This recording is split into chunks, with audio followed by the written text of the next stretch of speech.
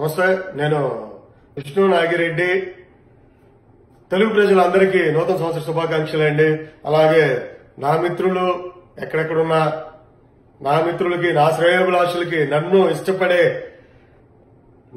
నాకింత ఈ రోజున గుర్తింపు గౌరవం రావడానికి కారణమైనటువంటి నా అన్నదమ్ములు, అక్క చెల్లెళ్ళు, అంటే రక్తం పంచుకొని పుట్టకపోయినా నన్ను ఇష్టపడే, నన్ను ఆదరించినటువంటి ప్రతి ఒక్కరికి కూడా నూతన సంవత్సర శుభాకాంక్షలు తెలియజేస్తా ఉన్నాను. ఈ నూతన సంవత్సరం అందరి జీవితాలు బాగుండాలని, మనం అనుకున్న కోరికలు మరింత ముందుకు వెళ్లాలని, కోరికలు నెరవేర్చే రూపంలో మనం కూడా కష్టపడాలని, దేవుడి ఆశీర్వాదం చల్లగా ఉండాలని, మనందరం కూడా బాగుండాలని చెప్పి మనస్ఫూర్తిగా కోరుకుంటూ ఉన్నాను. అలాగే ఈ సంవత్సరం తెలుగు రాష్ట్రాల్లో, ముఖ్యంగా ఆంధ్రప్రదేశ్ లో ఎన్నికలు రాబోతా ఉన్నాయి. భారతదేశంలో కూడా పార్లమెంటరీ ఎన్నికలు రాబోతా ఉన్నాయి.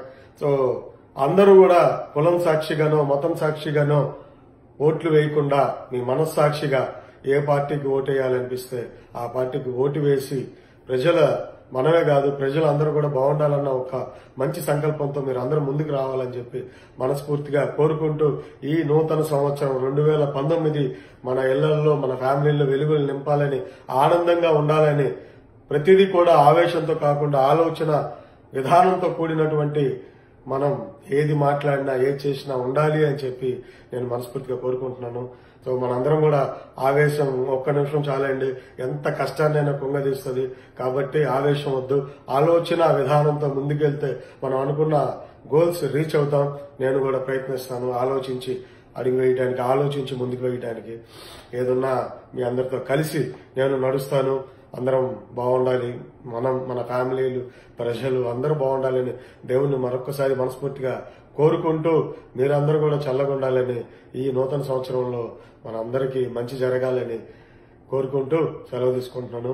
మీ విష్ణు నాగిరెడ్డి. జై హింద్.